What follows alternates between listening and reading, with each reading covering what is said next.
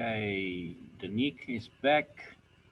Um, let's give everybody a minute or so just to join. Warren is also back or in the process of joining. Um, Madeleine, Jessica, Green, Lyndall, Cornay is back. Ioani.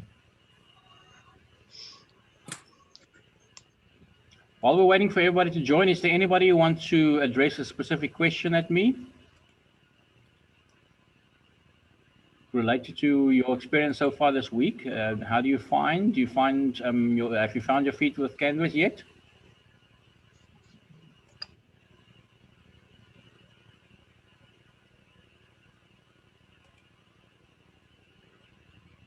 Anybody would be good.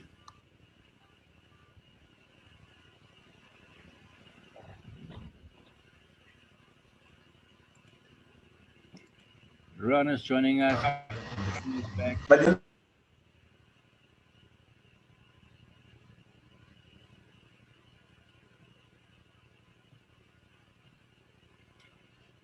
Ashley, how are you? How's your link at the moment? It appeared that you had some challenges to get a stable feed with during the first half of the session. You good now?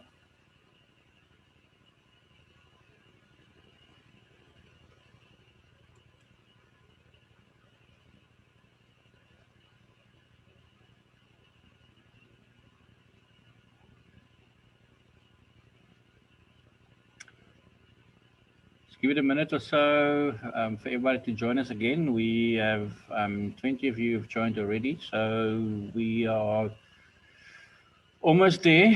But just for the sake of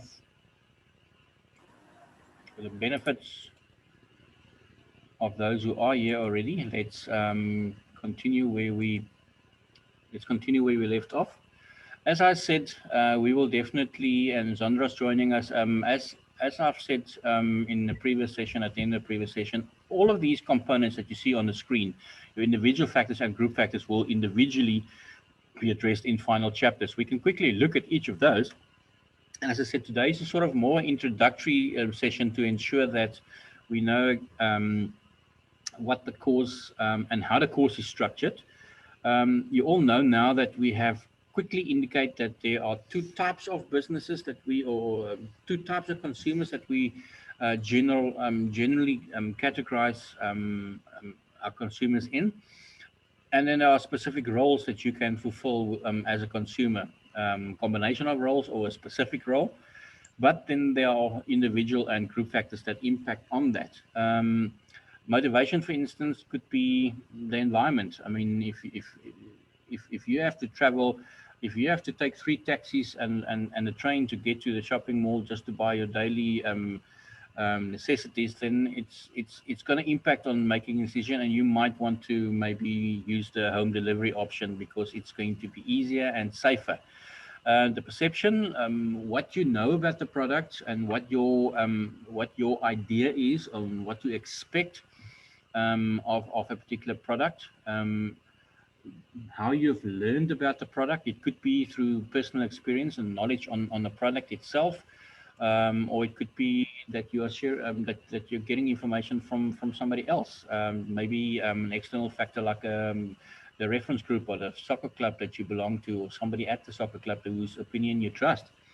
Your attitude could be is usually favorable or unfavorable towards a particular product or brand.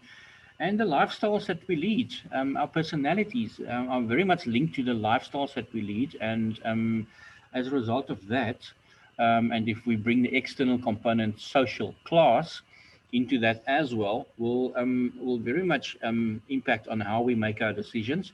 If we go to the next slide, we look at the the group factors. The social class, definitely sufficient research has been done to indicate that consumers very much purchase products that will strengthen their particular the social the status they have um, in a particular social class. They aspire to move to the next level, but they are not going to necessarily buy products that will, and no products that they buy is necessarily going to change their social class level or status in a social class. Very often the opposite is true. You buy a product because you want to enhance your image, and as a result of that, people put you in a different social class, but you don't have the salary to match it. And before you know it, then they repossess your car or whatever, and you actually one social level lower than you were before you actually bought that particular product because you did it for the wrong reasons. The culture and how we behave is very much affected by our culture. My wife did a very interesting study the other day as part of her master's studies at the University of Johannesburg, and the subject was, is there sufficient opportunities for female leaders to fulfill leadership roles or to be leaders in businesses? Do you think that there are enough opportunities, and specifically in the educational industry? In other words, how many female principals do we have at schools? Are there sufficient opportunities for females to become principals at schools? And it's very interesting that it's not just a straightforward answer. The straightforward answer, however, with based on recently published articles, is that there are sufficient opportunities, but there are influencing factors that prevent them from reaching that top and becoming a principal. And very often, it is because of their culture and the role in their culture, their specific role that they have in their culture. Um, I can just imagine that it's very difficult for a female who's also a mother to be a school principal, and then also and very often that's the reason why they don't take that position. The position is available, but they decide themselves not to take that position because it's too much responsibility and it takes up too much of their family time. So it depends on your own character and your own personal ambitions. Um, but I think a lot of us used COVID to sort of reflect and see where we can maybe improve. Those things that we never had time for or very quickly found an excuse, and the excuse was lack of time to do. Hopefully, COVID has allowed us the opportunity to reflect and sit back and say, "Whoa, hang on, there's more to it than just this." But I think in that regard, everybody's different, and that's the one thing that you have to remember about this particular module.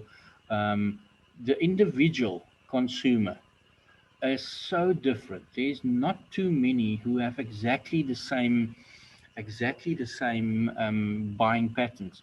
Marketers can only study and do sufficient research and attempt by targeting specific market segments in which the members of that particular market segment have similar needs and have similar behavioral patterns. It's still going to be similar and not exactly the same, because every individual is still different, and what the mood in which you get up in the morning can affect your purchase decision on that particular day, where it might have been different if if you did make that same decision yesterday. So the impact of your external factors, your group factors like family, culture, and social class and reference groups, um, is quite severe. It's much bigger than we actually think. The influence of those elements on the decisions that we make as consumers.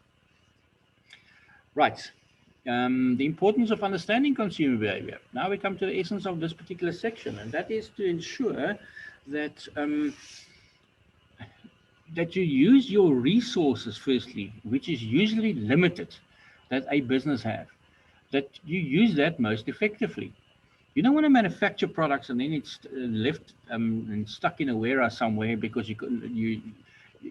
nobody wants to buy it because you didn't do proper research and you did not prepare properly for a particular market segment. You misread the market segment's by behavioral patterns, and as a result of that, you're stuck with products that you can't get rid of now. That's going to cost your business. because you have to get rid of them, and you also have to, and you're probably going to be at a price that's lower than what it costs you to manufacture them, and you have to now replace them with a new product that will satisfy the customer. In that's a process like that, you might lose some of your customers. And we all know, and it's a fact, and we have addressed this in marketing in your first year already. It costs you so much more to get a new customer than it costs you to keep a current customer happy. In fact, 5 times more. The most recent research has indicated it costs you 5 times more to get a new customer um, than keep a current one happy. If you want to survive as a business and grow as a business and be profitable as a business, because that's usually all the intentions that businesses have, you want to make sure that your customers are happy. And if you understand them better and you can satisfy their needs better, they will be happy and they will obviously come back. That's what customer retention means. They will come back. They will become loyal later on, and that impacts positively on your long-term survival and profits. If you apply the marketing concept, the 4 Ps of the marketing mix: product, price, promotion, and place, if you do that most effectively by focusing on the needs of the customer, it's also going to impact positively on your long-term survival and profit. And so the intention of marketers and businesses, or the marketers of businesses, um, focus specifically on the customer's needs. They spend a lot of time on surveys to get feedback from customers. How did you experience this new product? Do you like it? What don't you like? And use that information. In the most recent past, it's become a very effective tool because it is actually analyzed properly, and it's actually used the information that you've gathered through those surveys. In the past, it was, okay, well, just fill in this form and tick all the boxes and all the smiley faces and all, but that didn't re didn't really serve any purpose. And from a marketer's point of view, they also didn't use the information because they didn't analyze it properly. Nowadays, you've got so many amazing tools and apps available that can analyze that information for you and give you a very, very good idea of what the consumers are most likely to do. Because that's what you want to do. You do not have a crystal ball to look into and say, right, this is what's going to happen tomorrow and next week, and this is how that consumer is going to react to our new product. You don't. You don't have that luxury. But if you've done proper market research and studied the behavior of consumers effectively, and you apply the information that you get from those studies effectively, you stand a better chance. You're still not going to be accurate 100%, but you stand a better chance um, if you than if you don't do it.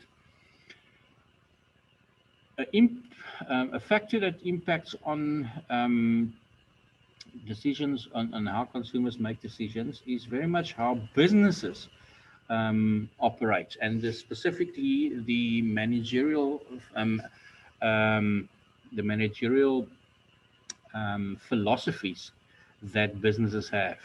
The 4 most common ones and most popular ones, and you can maybe remember that from business marketing, is the production orientation, sales, marketing, and societal orientations. And how they are different is the production orientation is 100% focused on what the capacity of the business is. If we can make 100 cars in a week, then we'll make 100 cars in a week, even though maybe there's only 50 that's been ordered, because our capacity is 100 and we will manufacture 100. In other words, that's the sort of field of dreams approach. Um, let's build a baseball field, and if the field's there, then people will come and play. That is more sort of a ancient pre-1950s kind of approach. Sales approach sometimes in some industries, very aggressive sales approach. They are trying to sell as many products. They don't necessarily manufacture at max capacity, but they are trying to sell as many, and they will obviously increase their production rate if there's an increase in demand. but their target is a greater market share, and they want to sell as many products as possible. Marketing orientation has become very popular, and it's also known as the consumer orientation, and that is the approach of focusing on the customer. Find out from the customer what he wants, and then we make what he wants. Then we're not left with leftover stock, and we're happy with the customer, because the customer can't complain, because I mean that's what he wanted. He said that's what he wanted. I made what he wanted, and why are you complaining? However, if it's not of the quality that you actually that you promise it will be, and if it's delivered in a manner that is not of a high quality, it still will leave you with a dissatisfied customer, although you have produced something that they want and that they said they needed. Very popular approach or philosophy nowadays, or orientation as it's called sometimes, is that of focusing on not just satisfying the needs of the customer and also making a profit in satisfying your company goals, but also taking into consideration what's in the best interest of society and the environment. We're talking about recyclable items and biodegradable products, and just showing care for the environment. And that is something that is very important to customers. They want to know that that the companies that they support and the brands that they support also have a bigger sort of picture that they look at, and they are also not just concerned about making money. They also keen on contributing towards the improvement of the quality of life by taking care of the environment. Right. The marketing concept, that is not such an important component for us in the context of this particular course or chapter. Just make sure that the marketing concept, that is more sort of an ethical code that's used as a guideline by management. And for some businesses, it's the consumer. For some, it's the profit. For most companies nowadays, the ones who are successful, it's because there's organizational integration where all the employees and all the departments within a business are on the same page, and they are all working towards the same goal. Where in the past it was often the case that different departments worked in different directions. They thought they were working towards the same goal, but they actually weren't. They actually weren't doing that. Right. Your marketing strategy specifically refers to how are you going to use the 4 Ps of marketing most effectively. In other words, producing it at the cheapest possible cost of manufacturing and selling it at a competitive price. So there's enough customers that will buy it, but it's also not seen as too cheap or too expensive. That you're getting it to the customer at the right time, in the right place.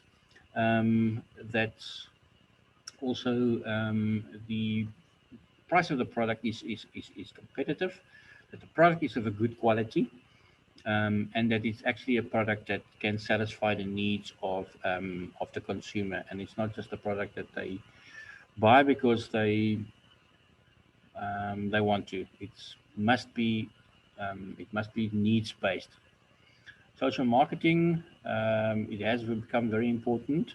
That is your role, a marketer's role in sort of a wider term. They also have to consider certain environmental, legal, and social aspects, and obviously be ethical. So whenever businesses volunteer their services for free for a charity, or they donate money or products or time,